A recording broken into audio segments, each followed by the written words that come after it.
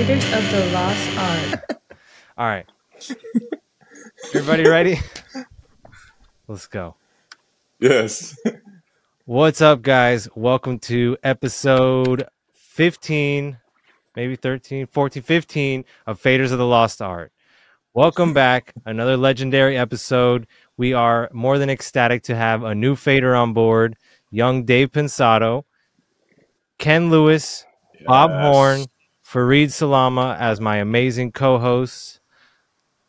Great day. Don't forget we have a SonarWorks mic giveaway. You get a whole package, a mic, and the SonarWorks tech to tune, calibrate your room and headphones. So we're giving one away every episode to celebrate Dave joining us.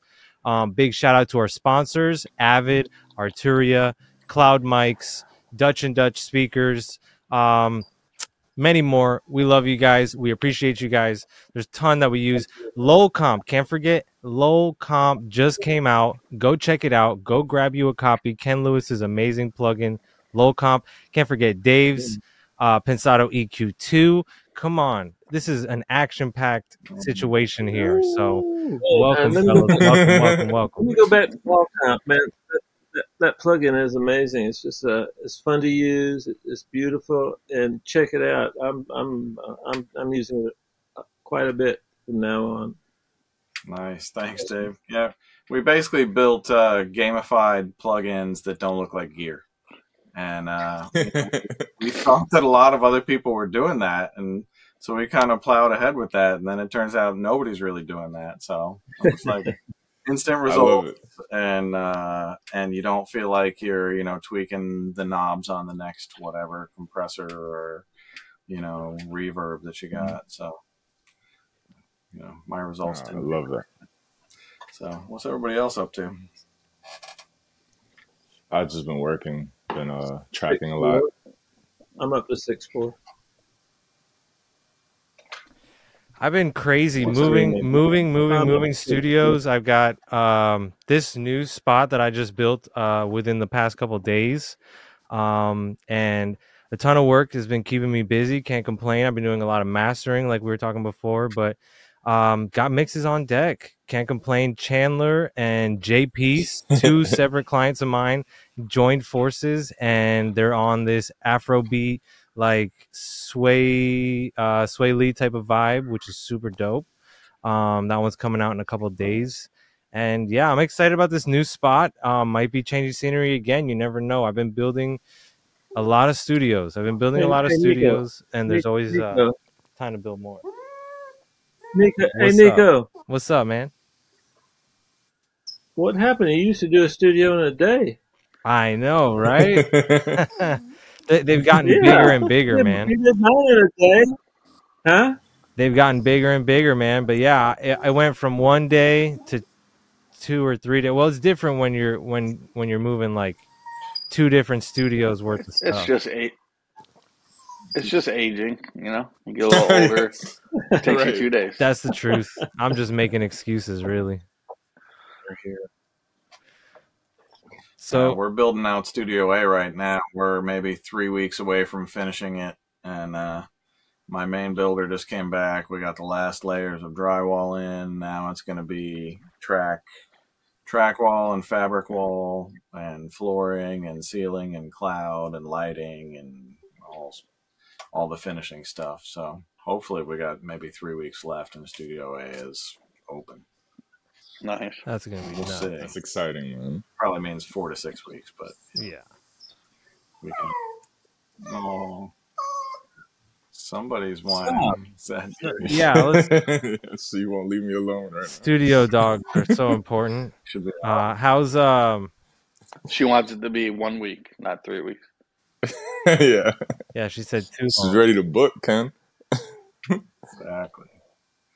Yeah, I should have invited Mazzy in here. Could have had the whole game. So, right.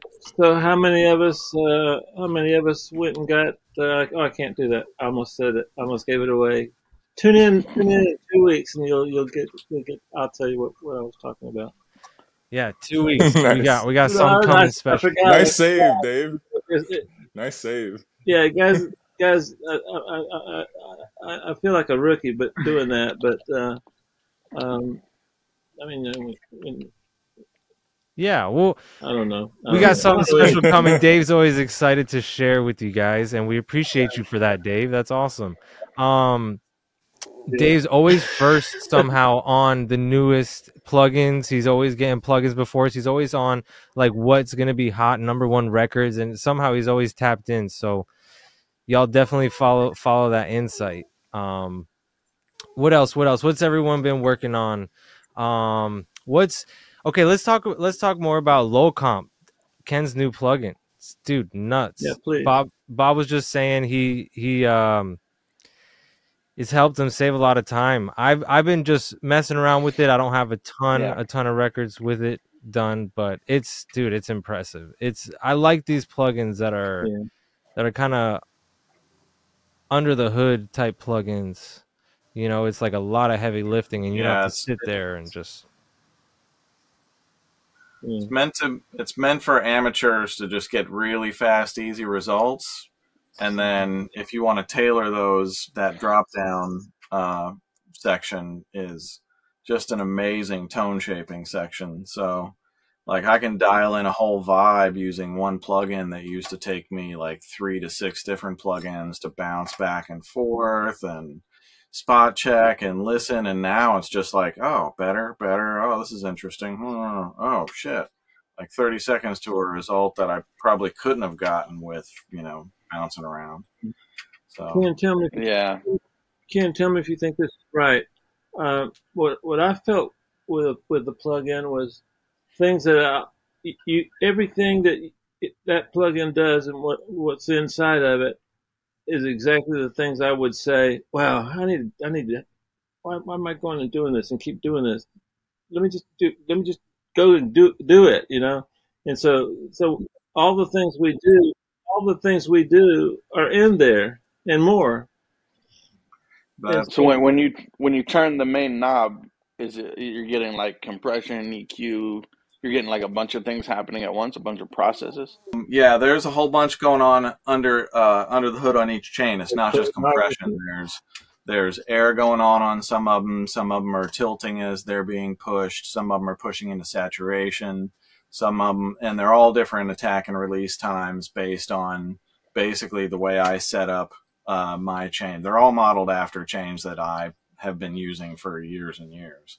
And it was wild to be able to try and figure out how to mimic them and get them coded and get them working the way that we wanted to. But then when you put everything under the hood and then you add all that extra functionality, like the results are just so much better than the old processes would have netted. That's the real beauty of it. And it, anybody who knows me is like, I love turning my brain off when I'm trying to work, and building a gamified non-gear plugin that gets me instant results is done wonders for my time spent mixing. So that kangaroo GUI is my favorite. Yeah, we had a blast designing that thing. Same company that we had finish Greenhouse for us did the GUI on that. And so yeah, we traded. I basically trade them production, and they build us GUIs. So it works out for everybody. So yeah, don't sleep on bartering. It's been a dude. So fire, man. You can get so much done, especially within the music industry on the barter system, man, for sure. Yeah, we barter for stuff all the time, and stuff we otherwise. Nah, for sure. Shout out to Lacrosse, this artist I've been mixing. I did a few mixes for him, and he gave me his acoustic guitar, and it was just an amazing gesture. And I'm like, especially because I didn't have an acoustic right now, so I'm just like blown away. And it sounds great, and the electronics on it sounds amazing. It's not even an expensive guitar. It's a Keith Urban, the Urban brand. Said he must be loving your work. Never heard of it before, and it sounds great. Huh? Thanks. Yeah. All right, Nah, this yeah, time never gets we've me. been a good chemistry. We've been a good team. Yep. Bob Horn. Say it again, Ken. I dare you. I will not say that Bob Horn never gets me an acoustic guitar again. I can't repeat that because he doesn't. He never will. It's fine though. It's fine. I'd get What's you some electric before I'd get you an acoustic. Wow. Buy a nickel for it. What's some of you guys' favorite acoustics, brands, or favorite sounding My favorite acoustics? recording, like engineering and acoustic, is the Gibson Hummingbird. Like those things sound great, but there's a lot of great ones to play, like Guilds and Martins and D35 is no. mine. Martin D35, can't beat it. Yeah. They're also But individual, and the player really matters. Right. You know, If you want to like keep it in somebody's face, I used to use a Martin D18 for that. Particularly country music gives you that twang. The D18, it's the low on the low end of the Martins sound spectrum. incredible, right? Like they just resonate so great. yeah. The D18, the D21, D28, D20, the D28, D35, and that's as far as I could afford. So I don't know. I find that tailors usually sound better if they're the more expensive tailors. Yep. Which sounds obvious, but like if they, I guess I mean like the really expensive tailors sound really good, but the medium price ones I don't really care for them. Like they just sound kind of thin and lifeless to me. But They're actually the Martins, horrible. It's really easy to get a lot of proximity effects. So I actually record those in Omni, as long as the booth is really dead, or the room you're in, and then that kind of avoids the proximity effect. Oh, that's crazy. Oh wow. Do you usually do the neck and body? No, I'm not that kind of guy. I'm a just sound hole 12th fret kind of guy. Not right in front of the sound hole, but like where the neck meets the body kind of area.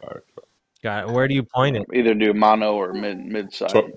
Got it. I point it kind of right at the 12th fret. Magic. Got it. Yeah. All right. How far do you mind, if you don't mind me asking, like how? About a little bit over a foot. Nice. It depends on the mic. It depends on the mic. You know, if you've got an Omni or if you've got cardio, and the proximity effect, right? Like you were saying. It's good to have both. And then you can put the farthest one to one side or something. The frustrating thing with the acoustic guitar and miking it is the guitar player can move his seat like 1 inch and the sound changes. Yeah. You know, I was tracking acoustic nylon string. I was playing, but I had the assistant press record run in the booth kind of thing. And I had I did the hole in the neck thing because I did it once before and I liked the result. I was using, I think, the KM84s. I'm not sure. The short, like shotgun. So, and it sounded great, but I did have that issue where like the slightest movement that I made changed the sound completely. You know what I mean? Like if I scooted up, Yeah, I got an idea. What if you face a real big treated part of the wall, so you're 3 feet from it, and you got your guitar, so all the sound's going to get absorbed and not coming back. Now you put a 360 mic, and so you can move a little bit. Change like that, and because you got that. Right. Yeah. That was brilliant. Gems. Man, I give up. I just made that up. You use a gobo, right? You use a gobo probably, or a few gobos. Like one of. I haven't done it. I have just I just thought I'm sitting in front of a treated wall and I can't hear myself come back, and I just said, hey, what if I did that? That's amazing. Not a lot of studios have them, but if you can find them, rolling diffusers, like they're basically gobos, but they're diffusers. That's crazy. Those around an acoustic guitar. Oh, those sound fire. Rolling diffusers. Gotta look into that. Yeah, heavy as heck. Yeah, what are y'all's favorite? C800G in front of it. Wait, say that again, Ken. Oh, there you go. I just put my C800G in front of it, and usually done. Sounds good on. That was my next question. What's y'all's favorite mics on guitars, on acoustic guitar? C800. Yep. So I like I have a bunch. Small condenser. I don't like. What you got there? So this is my Taylor, but this thing, I can't remember who the company was that made this insert, but it basically focuses the sound out of the sound hole, and you're meant to put the mic right dead in front of it, and it sounds fucking perfect. Wow. And nowadays, I just put the C800 like right there, 8 inches in front of the sound hole, and it doesn't have that like big woofy effect to it. Crazy. Oh, that's cool. Is that the free guitar? Yeah, it sounds amazing. Ken, is that the free guitar?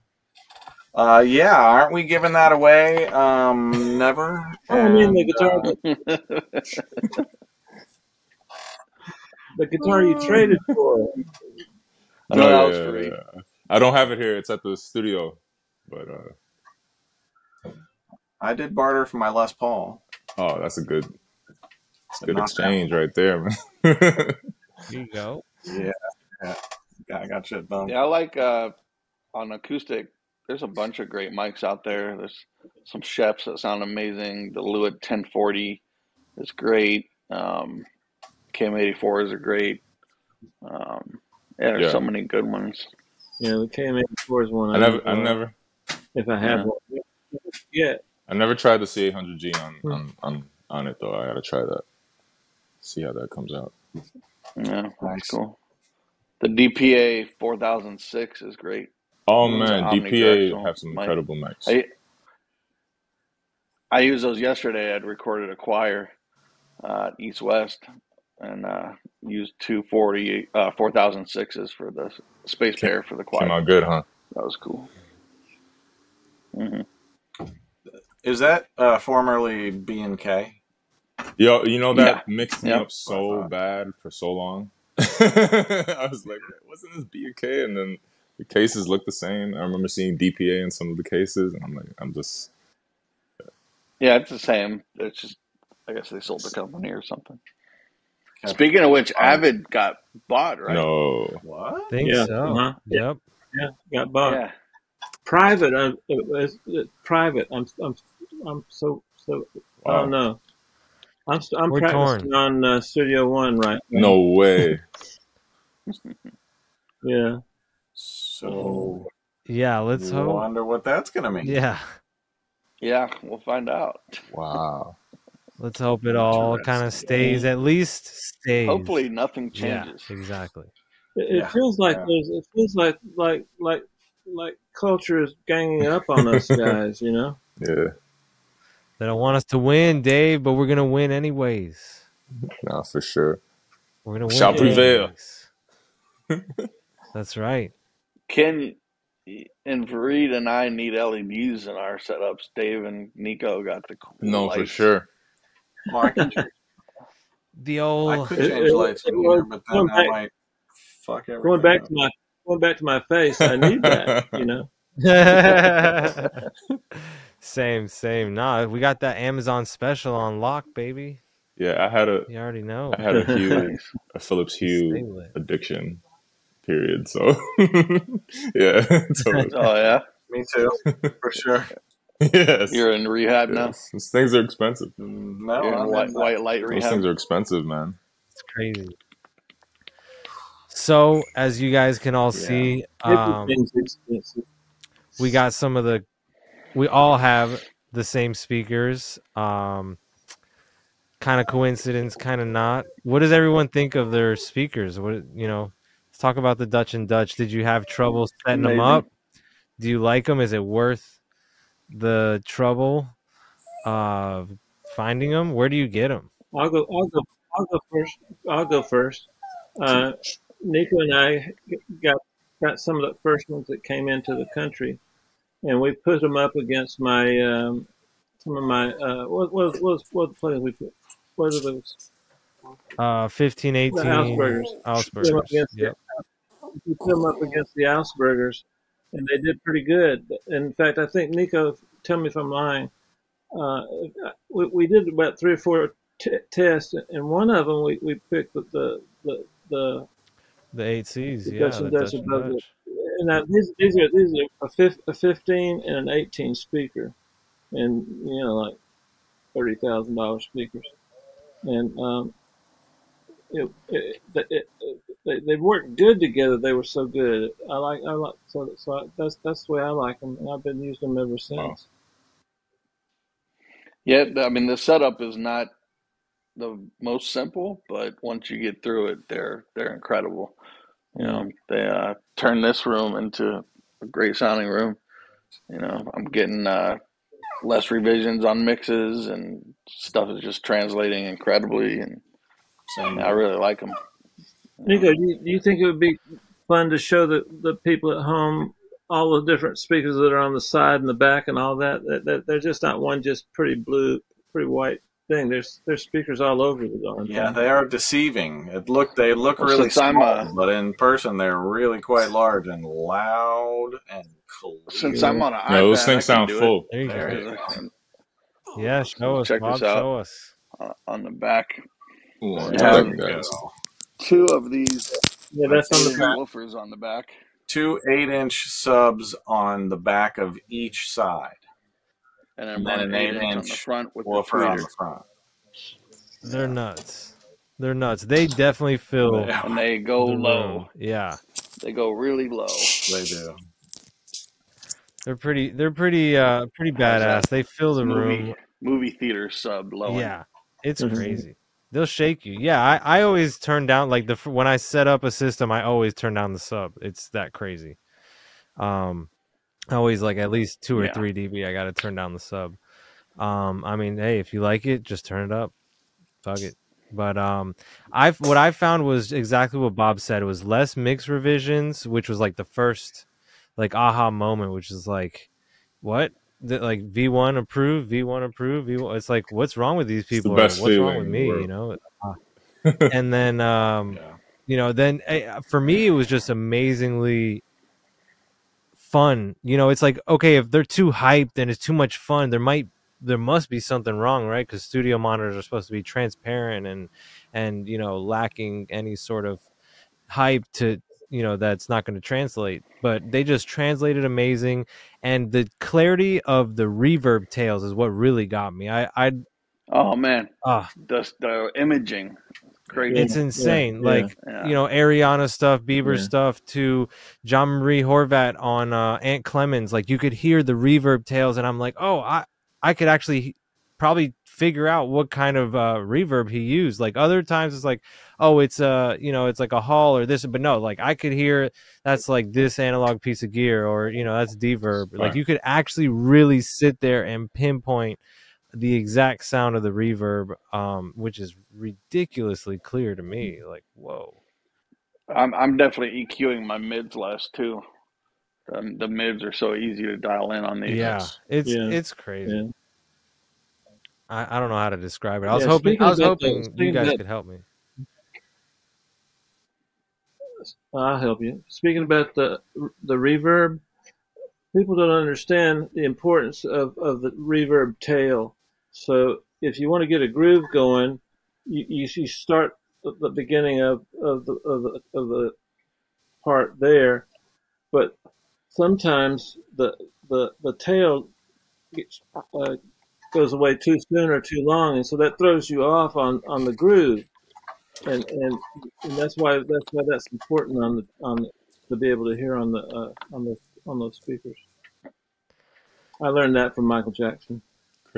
Crazy. He said Jackson. He said to me, it's not where you place the note, it's where you end the note that gives you the groove.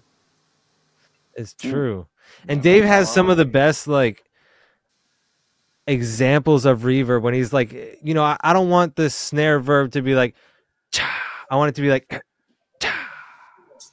It's how did you make it? I don't know. I didn't even do it right, but he does it so perfectly, man. I'm telling you, he knows what he wants, and that's one thing I learned from Dave is, it's all about getting the speakers to give you what you want. Like you just turn knobs till you get what you want, and these speakers really help me like not have to guesswork any of that. And like Bob said, like I'm doing less, you know, because I go straight to the problem, or you know, I go straight to what I want to enhance, and it's like, wow, that was easy. Yeah. One thing, Nico, is I don't like to work alone. The more the merrier. And so I like to have someone in with me. Right now, it's my dear friend Sam. What up, Sam? Sam? Shout out, holding Sam. it down.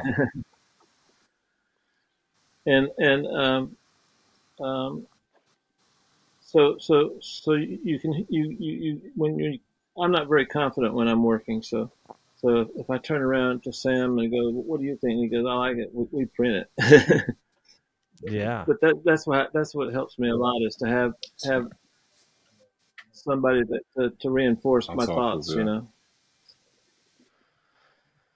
Yeah, the last probably 2 years, I've had probably 15 pairs of near fields go through my studio at the Echo Bar, and everything from KRKs to Focals to Amphions to the PMCs, which I loved, the 6.2s, you know. But and of course, I have the same mains that Dave was talking about, the Augsburgers, big refrigerator size speakers. I gotta say, man, these Dutches are pretty killer. That's amazing. Insane. Yeah, I love the Dutches. Yeah. Ken, what's your experience so far? Yeah.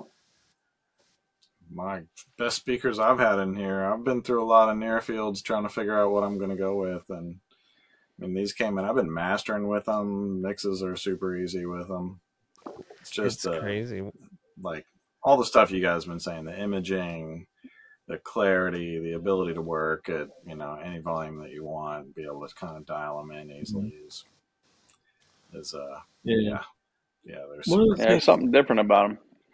One of the things I like about them is sometimes I like to put as much mid range as I can until my ears bleed, and when I use the Dutch and Dutch, I don't need to do all of that. They put you where you need to be. It's weird because it doesn't hurt my ears, but it's still loud. Love those. I love it when you know you can crank it a little bit. Yeah, thanks for backing. For sure. So what do you think is they don't lie. It's crazy. They don't lie, and our dear friend Michele across the hall had the key speakers, and it definitely was not that same feeling, that same emotion. And most of you could hear the digital. Yeah, it's like digital sterile. Okay. You know, it's like you could hear it like working so hard, and you just, I don't know, it's kind of sterile and lifeless, and it really is transparent. What's your guys' take on Amphions? Have you guys used them? Do you like them? I've used them very briefly recently. I used them for about 6 years, and I loved them. I like them when other people use them. Yeah, they were. No, they were. I'll come visit. They were a rich man's NS10. That's what they were like. That's the vibe I got. They had a forward mid range, and which ones did you work on, Dave? You know that. Which ones did you work on? Did you work on the ones with the three? Just like three. Yeah. Yep. Yeah. With the sub. Yep. 218s with the sub. That's right. But man, the at the NAMM show they revealed the new 25A Amphions, which are a whole different build, whole different beast, and those were amazing. I was actually excited about those, and I was thinking about getting them, but I don't even know if they came out on the market yet. Like they still had some months before they were going to release them. Yeah, they look really. So I got into these, and they sounded good too. Punchy. What's the? Yeah, they sounded really nice. You just got. Like getting more speakers, and now you're getting more speakers over there. Send some my way, man. I'm hurting over here for speakers. I got one selection. Yeah. I thought you were about to say you. I got one mono. I got one NS. Gotta read some Dutches quick. Nah. Yeah, we got some. We got a pair going down to Miami. Don't make fun of mono. Let's go. Don't make fun of mono. I'm still figuring out mono. I hadn't even got close to No, Atmos what yet. blew my mind was the panning in mono. Absolutely. I use my mono button all the time on my Grace, especially towards the end of a mix. I'm not the kind of guy that'll start a mix in mono, but I would definitely towards the end of the mix, I would check in mono, see how I'm stacking up in the hook, So stuff like that. let's talk about that. So what changes will you come across that you make when you switch to mono? So you switch to mono, you hear something. What kind of things So do you the discover when main you switch to thing, mono and then make an adjustment? the main thing I hear is the music section, synths, pianos, etc. Is that too loud or too low? That's one thing that really sticks out when I switch to mono. Vocals versus music section, and then of course snare and kick versus vocal kind of thing. And I'm just kind of like everything's jumbled up, and it's like it's kind of coming out your phone or whatever. Does it have that same energy? Does it have like it's obviously going to be a little bit of a different mix. So in that different mix, does it still make you feel good? You know, that's kind of the things that I go for. But again, one of the main things that sticks out like a sore thumb is your music section for me. Nico, what I do is I do the mono before it gets to the stereo bus. So the minute I sit down, my kick is stereo. I move that mother mono. The bass is mono, and so you do the mono. My mixes are probably 40% mono, and the rest placed all over the damn place. You know, that's why LCR is. I can't do that, you know, but I like what I get. Dave, would you if you get stereo kicks or stereo subs or 808s, would you split that into two mono tracks and delete one side, or would you just collapse both? Do you just straight up the middle both pan knobs? Well, I don't think that way. Um, uh, uh, say that again, because you made me No, think of this. no, for sure. So how would you sum it down to mono, or how would you turn it into a mono? Like if you get a stereo file, would you just like delete? Would you split it? Because you know Pro Tools, you can like split a stereo Yeah, track into two mono. Would you do well, it that way, or would you just put the two pan knobs in the middle? mostly, sometimes on the bass, I'd like to do the top part different than the bottom part, and so sometimes I'll find a way to either chop it with high pass and low pass filters, or just a straight chop, and then Got you. you can do that. And a lot of times I put what I'm given in mono, and then I put my own stereo plugins on it. I like that sound too. Got you. That's crazy. Very Yeah. interesting. So lately, When you guys do that, you know, a lot of the plugin alliance plugins have that thing where you can mono the low end below a certain frequency. You guys do that Say, wait, on what?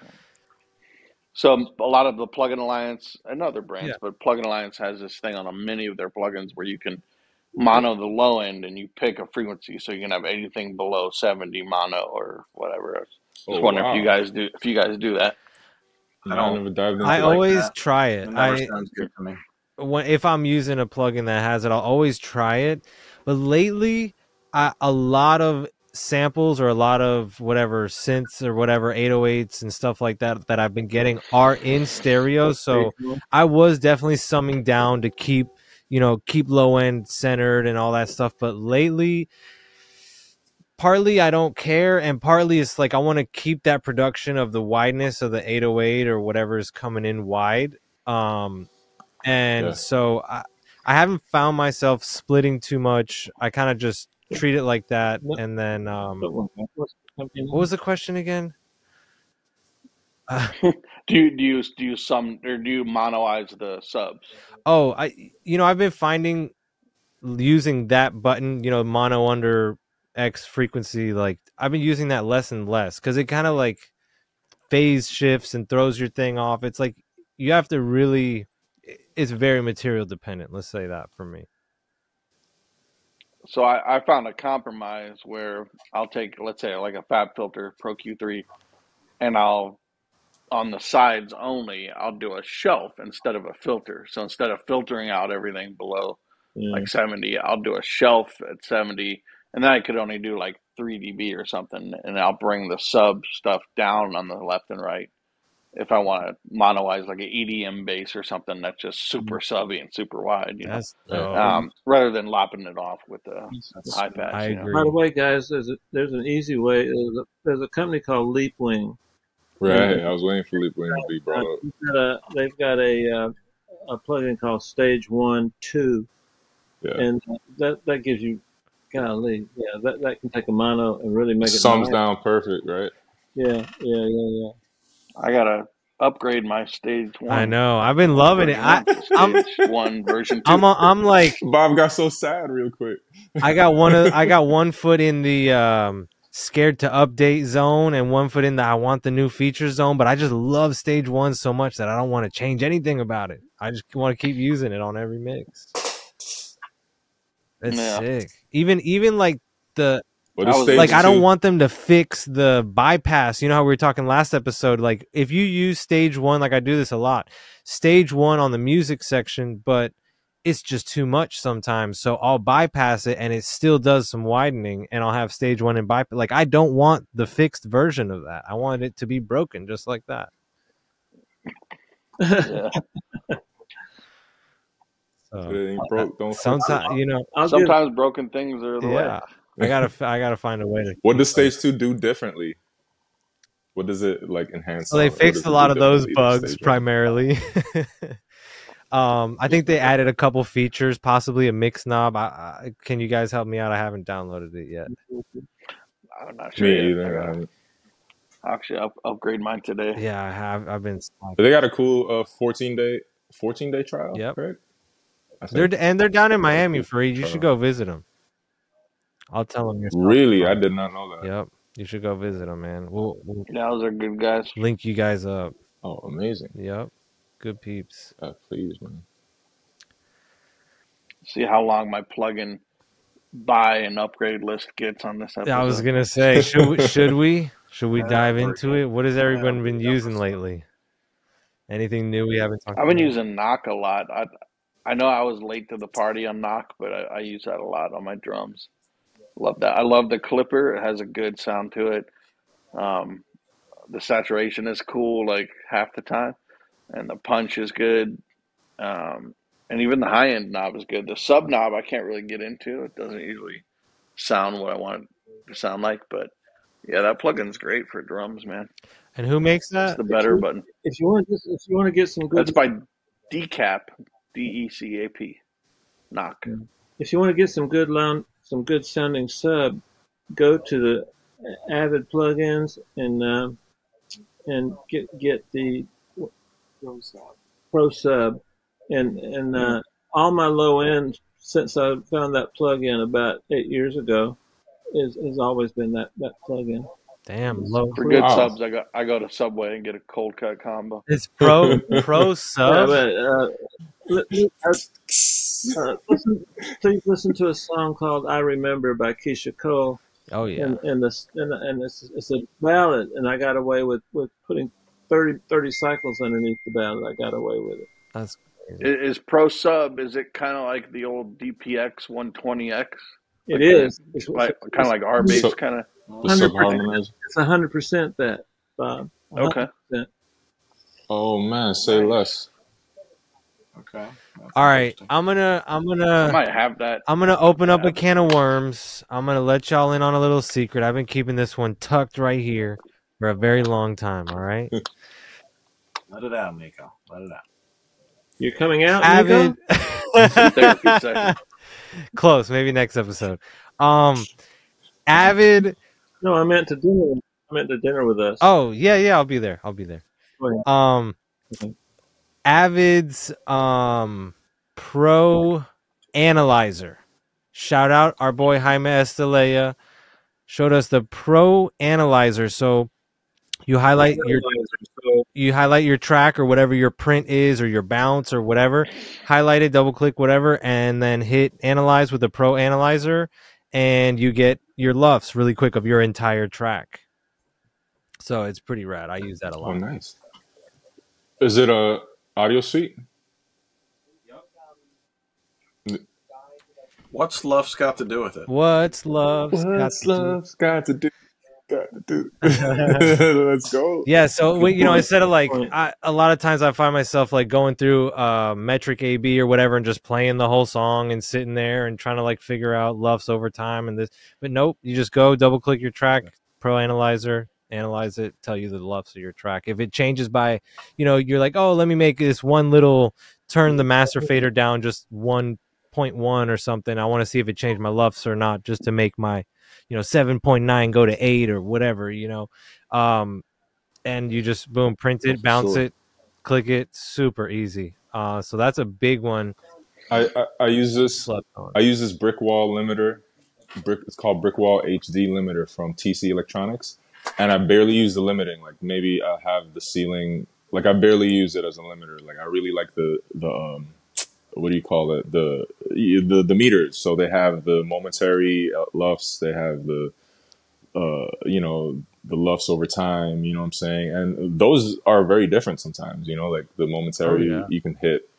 Reach up. You can go to like set -6, -7. And then -4 over here. Over time, we'll be at -10 or something. Oh goddamn! Yeah, blowing out your subs. I just try not to pay attention to that momentary one that changes on genre. As long as the overtime one is looking good, I try to not look at that other one. Yo, someone told me that there's a trick to not get your stuff knocked down from. Was it you, Nico? I don't know. To not get your stuff knocked down from DSPs by having so much breaks in your music, like having different segments, because that changes the overall dynamic range, and so it's going to read it as, it's not going to be as loud, the overall readout. Yeah, Dave knows a little bit about but this. If that's not the best thing for the song. Right. What was that, Ken? So, but if that's not the best thing for the song. Right. You just put mad drops in the song. Yeah. We got it louder. I mean, it's really broken up, but it's loud as fuck. A couple little pauses here and there, but we got LUFs, bruh. We got LUFs. It's more of like the other way around. I see it as like kind of the other way around. Everybody if you have more, everybody that's done LUFs too, raise your hand. Say it one more time. What's that, Dave? Everybody that's done LUFs too, raise your hand. I don't know if I've hit 2, but I probably I've probably been on 3 on some EDM stuff, definitely. I've made 4. I've hit 3 and like been like, oh god, no. Yeah, I gotta bring it back a little bit. Can't say that that's my favorite mix, but hey, we got approved. But different genres do hit different. I feel like pop, you can get like freaking loud, man, because it's not a sub that's just taking all the power the whole time throughout the entire song. Right. Right. Like, okay, if we got a huge 808 so in the hook, okay. I've been doing a new thing for loudness where I put my traditional brick wall limiter Pro L2 at the end of my mastering chain, and then I do Oxford inflator, and then I do limitless. So after I've limited to -0.1 or whatever, I gain it up again with inflator and then go into another limiter, which also limitless is good for intersample peaks as well. And it sounds good. It sounds amazing. Basically stacking limiters, but pushing into the second one with inflator. I do that a lot with L2, limitless, and God particle. So if it depends on, I switch them around. There's no particular order for any of the 3. Usually L2 is first or whatever, but I use the Pro L2 to kind of chop off some of that and keep it fat, and keep the loudness from getting just too chopped. If you just slam those limiters too hard, the low end will get chopped off, or it sounds loud but it won't like punch you in the chest. Yeah, does anybody have some insight? Some of my clients specifically ask for 24-bit to turn into DSPs or whatever. They're like, oh, the max I can do is 24-bit or whatever. So give me 24-bit masters. And some people, they don't care. I mean, obviously I have clients that put my mixes out, but I also have clients that master at 32-bit and they're like, whatever, and it's out. So I wonder what DSP is being picky, and what does anybody have insight on that? Yeah, all right. I don't think you can no. upload 32-bit yet, can we? Can we talk about something real quick about from the OGs? This is for the OGs, like, you know, like the MPC or the SP1200 or like the 808. Their drum sounds are always coveted, right? Like they have amazing drum sounds, and people like they knock, but they're spitting out 16-bit or less, right? I can't remember how much the SP1200 was spitting out, but does that make it knock harder in your opinion? I don't think it's a bit rate. I think it was the sound of the converters, the drum sounds that were going around in the late 90s, early 2000s. I think it's more of that kind of stuff. Yeah. The way they I think it's more that kind of from stuff than the bit rate, you know? tape with Right. them. No, I agree. Isn't the MPC 4000 24-bit? I think so. No?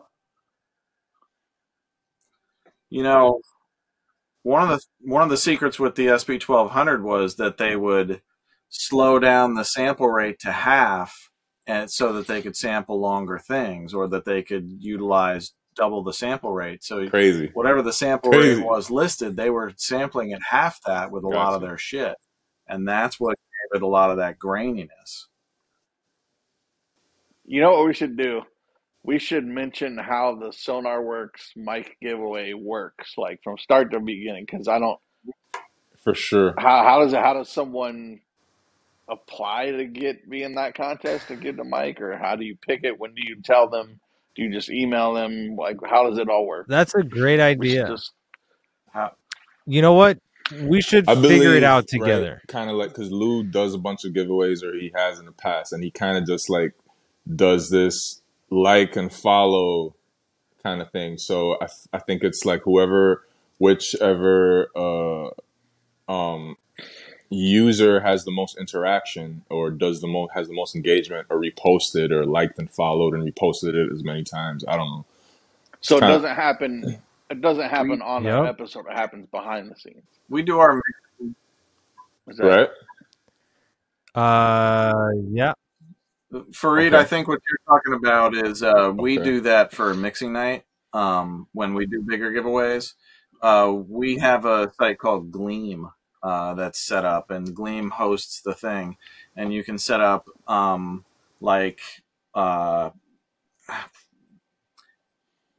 Gleam will set up your contest to be like, okay, you get one vote if you go to this website, and you get another vote if Is that what we need? Share FADERS The Lost Art, and and then okay, yeah, we should definitely get on that. For now, Nico, we're just gonna, like you said, Fareed, we're just gonna go based on whoever is hustling the hardest, whoever is like the most interacting, whoever, like, because I see everybody that's coming in, a lot of people tag me as well as you guys and their reposts and stuff. So the people that are going the hardest, they're definitely in the top little pool of folks that deserve this, because they obviously are putting in the work. So we see you guys. Keep pushing, keep hustling, and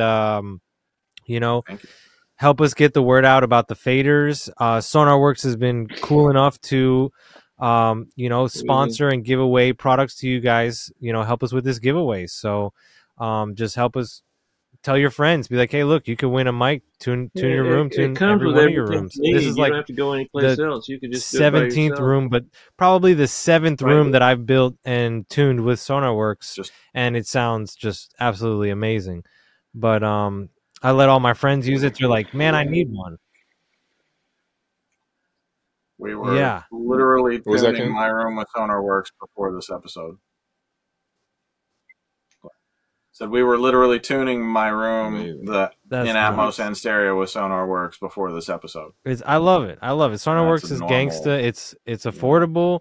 And it works. Like, everybody can get a package. So, and that the most important thing is that it works. A lot of folks kind of have the the impression of SonarWorks when they first hit the scene, which was, they were still building up their technology, but this day and age, their technology is crazy. And for that price point, it's kind of like every studio should have SonarWorks. And it's easy. Yeah, it's that's easy my to implement favorite. and follow and all that. My favorite. Yeah. How often would you guys recommend tuning your room, or what do you think it's what is the signal that is okay, I need to tune my room besides moving or switching, locations and stuff? Here's like a telltale sign. And this is a telltale sign for everything you do. How many revisions are you getting on your work? Right. That could be, that's very work influence, and it's very material coming in influence, and also how you're doing in your etc. But if you find several mixes in a row are kind of asking you for a lot of stuff, then you might want to at least check. And with SonarWorks, you keep all the old tuning, so you're just like one click away from listening to what you had, and where you're at now, or the new thing. So it's ridiculously easy. Sometimes I'll be like, am I tripping? Was what I had a couple months ago better than this? And I'll check back, and I'll just be like, oh, I think I'm doing okay. Or maybe this new tuning isn't working out that great. I'm getting a lot of notes, or this or that, and then for me, Oh, sorry, go ahead. I was gonna say, for me, like when I move big stuff in my room, if I like add a bookshelf, or if if I add too many things, or if I even beanbag chair or whatever, if I swap out a chair for another chair or couch or something, then I definitely want to retune, at least just to hear it. Sometimes the tuning I had is just fine. It's better than, and then one thing I do recommend is at least 2 or 3 tunings on your first couple of go rounds to kind of pick. One might be like locking in the phase a little bit better than the other two. They'll be very similar. The curves will look very, very similar, but you'll see just like a little bit of a shift every time you tune a room. You'll hear one of the 2 or 3 will sound the best, and that's how I do it. Another thing is the transducers, the speakers in the box. They definitely are going to shift their frequency response over the years. So like year and a half, 2 years, they're going to sound different because they've been worn out a little bit. Right. And with the big Aspergers that I have and Dave had, I usually would do a tuning every year and a half, because the drivers, especially clients want to crank it and bump it, the drivers would just get worn in certain areas. And then when you sweep it, it's like, okay, well now the mid-range needs to be brought up because it kind of sagged a little bit, so, and that's one thing that most people I think don't think about with near fields is they change and they get worn out. All these producers that have Yamaha HS8s and they're bumping it real loud in the studio. It's like 6 months later they sound different, So. And the worst is when you send them stuff and they're giving you notes based on these old beat up speakers. With no tuning. Yeah. The iPhone notes are the best. I can't hear the 808 on the iPhone. And when you see them in person, they've got the speakerphone jacked all the way up, and like the things like crackled out to like the max. No wonder, bro. Yeah, what do you do? What do you do? I had a client. I can't tell you his name, but he was playing the Asperger so loud that they caught fire. How do I handle that with fire extinguisher? I've seen that happen. I didn't see it catch on fire. I saw flames shoot out the tweeter on the right side, and then right after we lost the tweeter. So I thought I went deaf on my right ear because we lost the high end, and I'm like, what the hell happened? I know we never blew a tweeter before on the Asperger. Wow. So, but yeah, thank God my hearing wasn't affected.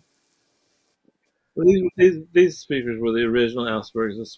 The Aspergers we have now are way Do you?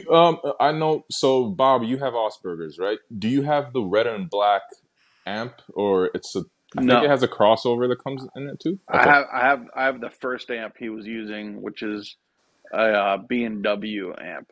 Okay. So Nice. I was thinking about upgrading the amps, but right now I'm not using them very much. So yeah, I'll probably wait on that. But the new amp is pretty awesome because I haven't compared the sound, but I know it has a lot of presets. So if you're gonna Right. if you like kind of a flat sound, but you're about to have clients, you can flip over to a hype sound, or if you want to bump that I don't know low if you want end. a little warmer sound, you can have all these presets you change through. So the new amps are supposed to be pretty killer. Any room I went into lately that has Asperger's, and I'm like, oh, this sounds pretty decent. And I look, those red and black amps are in there. They're like, I don't know if they've got newer, like you said, newer presets, or just they sound better. The room is so important. That's what a lot of people judge a speaker, and what they're really judging is the room. Right. Facts. And the tuning. The tuning is the most important. Whoever tuned them, that says a lot. That's, tuning is like 90% technical, 10% taste, but there is that taste in there. With the Augsburgers and the presets, that's where you could have a little bit of taste for everybody's taste, but just having that clarity and having somebody that knows what they're doing at the end of the day will trump. You could have ref tones, oratones, whatever. If you know what to make them sound like, to have your starting point or your reference point or your key map, whatever, that's what it's all about. Dave, are you still using your ref tones? You still use those? Every day. Yeah. That's about 30% of my work. Nice. They give me the opportunity to just isolate the Fletcher Munson area, so I'm a fanatic about what maybe 500 to 3K. I zeroing probably smaller than that, but I hammer that, and I can isolate it. Not I can't do low end with it, but with them. Something sad, Bob. Dave, the guy that built them, passed away. Oh man. No way. Sorry to hear. Yeah, Dave Hampton. Dave Hampton. I think his wife took over the company, Wow. but yeah, he was a wonderful Dave human Hampton. being. Rest in peace, Dave Hampton. Holy smokes. Everybody go buy a pair of ref tones and go get your NS10s reconed with the ref tone cones. They're way stronger. They're crazy, ridiculously good. Yeah, I like them. I'm not an NS10 fan, but everybody that has them is like amazing. I'll tell you a story. Yeah, I had them, but I didn't want to use them, and so I just looked at them. And every time the person that gave them to me came in, I real quick set them up, and it's a bit of a learning curve. It took me about, I don't know, probably a month to really be able to utilize them the way they should be utilized. So don't the same thing with any kind of speaker. You can't do it right off the bat. You grow into it, and so be patient, and you'll get you can get a lot of stuff with them. I keep mine together, so I keep mine. I guess it's mostly mono. It's mono the way I keep them, but I keep two of them right together. I know John Marie uses those CK cubes, which are those are good. Those are really cool too. Yeah, those are very good. I've seen a lot of the single Aventone. The white one is like, I guess, the new one. A lot of those in people's studios, and can't say that I like a lot of the stuff I hear on them. But that's neither here nor there. So, wrapping it up. Oh, it's there. It's there. It's over there. Wrapping it up. Amazing. Hey, one last thing, by the way, I'm running mine with a real expensive amp, so that might be something you want to look at. The amp. Bryson Champs. Yeah, Bryson 2B for the win. Dave, tell us about when people were throwing that in the dumpster. I was trying to tell somebody that story, but I couldn't recall it. Oh, yeah. It wasn't quite like that, but you're mixing two stories. But uh, um, if you want to buy a Bryson, try to find one that's not working because they've got a 20-year guarantee. Whoever has it gets. And so I didn't mean to do it, and I hope they don't get mad at me, but but I tried to fix it. I couldn't, so I sent it to them, and that's still working. There you go. Nice. Killing it. So it's a great company. They make really good stuff. The Bryson 4B is just, you can't get any better than that. It's a great amp. Get your head in the game, folks. Yeah, check it out, guys. Gems, baby, gems. That's why we love you, Dave. That's why we love you. Always dropping them secrets. Always keeping us up to date on that next level, thinking outside the box type of stuff. So, thank you, guys. I mean, I'm just a fuck up that got lucky. That's right. As are most of us. Oh, we are. Yeah, that's right. Yeah. So to wrap it up, we'll get more official rules, and we're probably just gonna jump on Instagram and start giving these away. So make sure you tag, follow, like, repost. Repost is the biggest thing. If we go on your page and we see you talking nice about all of this mess, then we are definitely gonna be inclined to be putting you in that top slot to be winning some mics and some gear. Subscribe to the channel. You got to do that too. Hit that bell icon.